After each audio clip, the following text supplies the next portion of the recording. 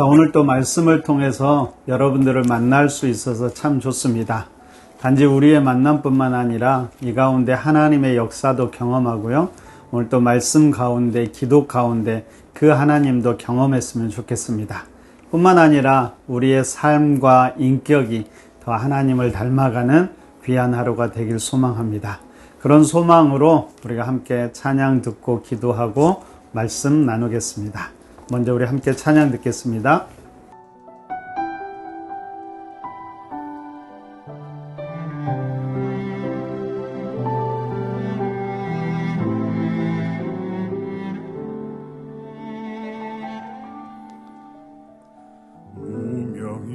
무명이어도 공허하지 않은 것은 예수 안에 난 만족함이라. 가난하여도 견뎌낼 수 있는 것은 예수 안에 오직 나는 부요함이라. 고난 중에도 견뎌낼 수 있는 것은 주의 계획 있기 때문이라. 실패하여도 일어설 수 있는 것은 예수 안에 오직 나는 승리함이라. 난 예수로 충만하네. 난 예수로 충만하네.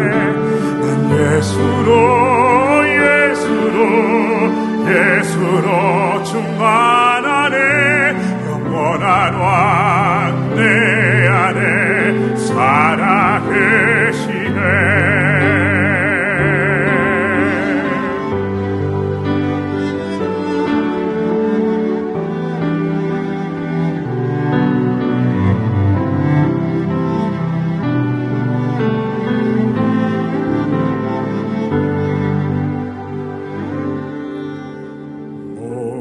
약해도 낙심하지 않는 것은 예수 안에 난 완전함이라. 화려한 세상 부럽지 않은 것은 난 예수로 충만함이라. 난 예수로 충만하네. 세상 모든 것들도 부럽지 않네. 난 예수로 충만하네. 영원한 왕 내 안에 살아계시네. 난 예수로 충만하네. 세상 모든 풍파도 두렵지 않네. 오 난 예수로 충만하네. 영원한 왕 내 안에 살아계시네.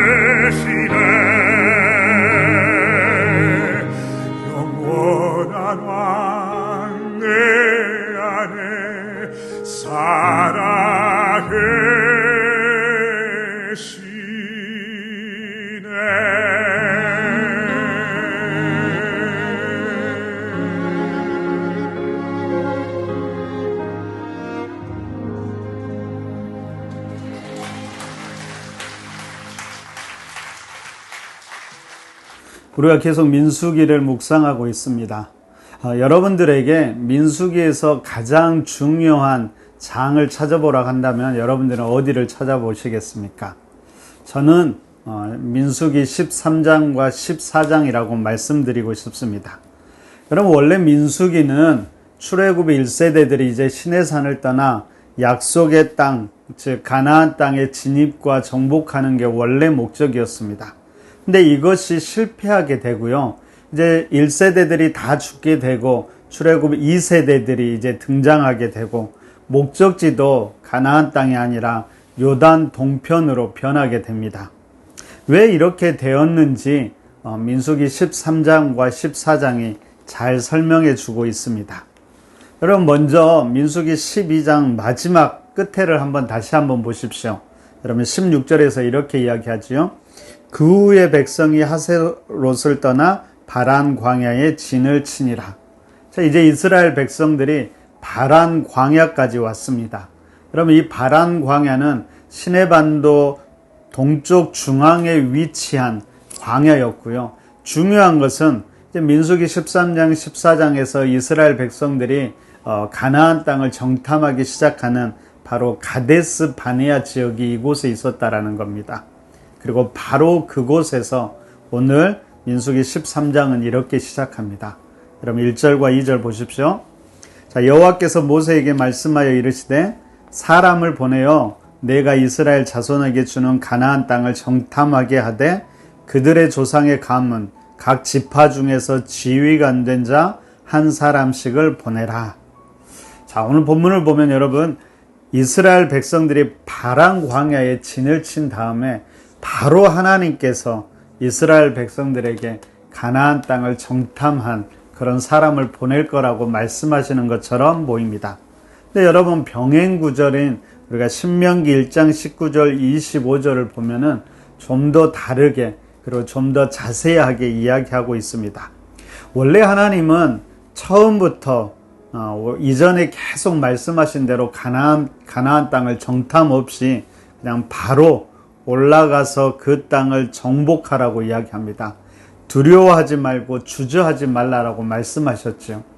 그런데 그때 이스라엘 백성들이 이렇게 요청합니다. 신명기 1장 22절을 제가 읽어드리겠습니다. 너희가 다 내 앞으로 나와 말하여 우리가 사람을 우리보다 먼저 보내어 우리를 위하여 그 땅을 정탐하고 어느 길로 올라가야 할 것과 어느 성읍으로 들어가야 할 것을 우리에게 알리게 하자 하기에. 여러분 이스라엘 백성들이 그 땅을 먼저 정탐하기를 원했죠. 근데 이 정탐이 그 땅에 올라가느냐 올라가지 않느냐가 목적이 아니라 어느 길로 올라갈지 그리고 어느 성읍으로 들어갈지를 먼저 파악하기 위함이었습니다.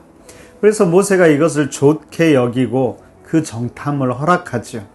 그래서 각 지파에서 한 사람씩 그것도 가장 지도자 된 사람들을 뽑아서 그들에게 이렇게 명령합니다. 그럼 17절부터 20절까지 제가 읽어보겠습니다. 모세가 가나안 땅을 정탐하러 그들을 보내어 이르되 너희는 내빗길로 행하여 산지로 올라가서 그 땅이 어떠한지 정탐하라. 곧 그 땅 거민이 강한지 약한지 많은지 적은지와 그들이 사는 땅이 좋은지 나쁜지와 사는 성읍이 진영인지 산성인지와 토지와 비옥한지 메마른지 나무가 있는지 없는지를 탐지하라. 담대하라.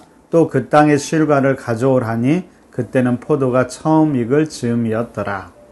그럼 모세가 그 땅을 정탐하기 위해서 여러 가지 것들을 이야기합니다. 이런 것들을 정탐하라는 것이죠. 근데 여러분 여기서 중요한 것은 여기 정탐하다라는 단어를 히브리어 투르가 사용되는데요. 여러분 이 단어는 군사적인 목적, 전쟁을 위한 정찰과는 조금 다른 것입니다. 오히려 이 단어는 선물로 주는 것을 유심 있게 바라보라는 의미를 가지고 있습니다. 그러니까 여러분 민수기 저자는 의도적으로 이 투르라는 단어를 사용해서 하나님이 이스라엘 백성들에게 주려고 하는 그 땅이 얼마나 좋은 것인지 바로 그것을 보아야 한다라고 강조하고 있는 것입니다. 그래서 모세는 마지막에 그 땅에 있는 실과를 가져오라라고 이야기하고 있는 것이죠. 여러분 그렇게 정탐꾼들이 가서 40일 동안 정탐을 하고 돌아왔는데 그 결과가 어떻게 됐을까요? 모세의 명령대로 그들이 포도송이가 달린 가지를 베어서 들고 와서 그 땅이 정말로 좋은 땅, 젖과 꿀이 흐르는 땅이라고 말합니다. 근데 여러분, 한편으론 그것만 보았던 것은 아니죠. 또 다른 것을 보았는데 이렇게 이야기합니다. 28절과 29절을 보십시오. 그러나 그 땅 거주민은 강하고 성읍은 견고하고 심이 클 뿐 아니라 거기서 아낙 자손을 보았으며 아말렉인은 남방 땅에 거주하고 헤딘과 여부스인과 아모리인은 산지에 거주하고 가나안인은 해변과 요단가에 거주하더이다. 무슨 말일까요? 여러분, 강한 적들이 거기에 있고 이미 그 땅을 다 점령하고 있다라는 부정적인 말이었습니다. 여러분, 갑자기 그들의 말로 인해서 분위기가 부정적으로 흘러가기 시작하지요. 그때 갈렙이 나서서 이렇게 이야기합니다. 30절을 보십시오. 갈렙이 모세 앞에서 백성을 조용하게 하고 이르되 우리가 곧 올라가서 그 땅을 취하자 능히 이기리라 하니, 조용하라는 것입니다. 더 이상 부정적인 말을 입 밖에 꺼내지 말고 하나님의 명령만 바라보고 그 땅에 올라가서 그 땅을 취하자고 말합니다. 그럴 때 능히 이길 것이라고 이야기하지요. 그렇게 어떻게든 갈렙은 부정적인 흐름을 바꾸어 보려고 했지만 이미 이 부정적인 기운이 독보서처럼 백성들의 마음을 지배해 갑니다. 그러면서 나쁜 생각이 점점 더 확대해져 가는 것이죠. 그리고 이제 그들은 이렇게 이야기합니다. 31절과 33절을 보십시오. 그와 함께 올라갔던 사람들이 이르되 우리는 능히 올라가서 그 백성을 치지 못하리라. 그들은 우리보다 강하니라 하고 이스라엘 자손 앞에서 그 정탐한 땅을 악평하여 이르되 우리가 두루 다니며 정탐한 땅은 그 거주민을 삼키는 땅이요 거기서 본 모든 백성은 신장이 장대한 자들이며 거기서 네피림 후손인 아낙 자손의 거인들을 보았나니 우리는 스스로 보기에도 메뚜기 같으니 그들이 보기에도 그와 같았을 것이니라. 여러분, 원래는 올라갈지를 본다고, 어떻게 올라갈지를 본다고 했지요. 그런데 어느새 그들은 두려움에 사로잡히게 되고요. 이제는 거기에서 끝나는 것이 아니라 그 땅은 거주민을 삼키는 땅이라고 악평하면서 우리는 거인들 앞에서 메뚜기처럼 다 죽을 것이라고 스스로를 그렇게 비하시키고 있습니다. 그리고 더 나아가서 내일 본문에는 통곡하면서 하나님을 원망하고 다시 애굽 땅으로 돌아가자라고 이들이 외치게 됩니다. 여러분, 우리는 이런 민수기 13장을 통해서 무엇을 보게 될까요? 물론 여러 가지 것들을 보게 되지만은 오늘은 대표적으로 한 가지, 하나님 약속에 대한 백성들의 두 반응, 어쩌면 믿음의 사람들이 세상을 살아가는 두 반응의 모습을 보게 되지요. 그것이 무엇일까요?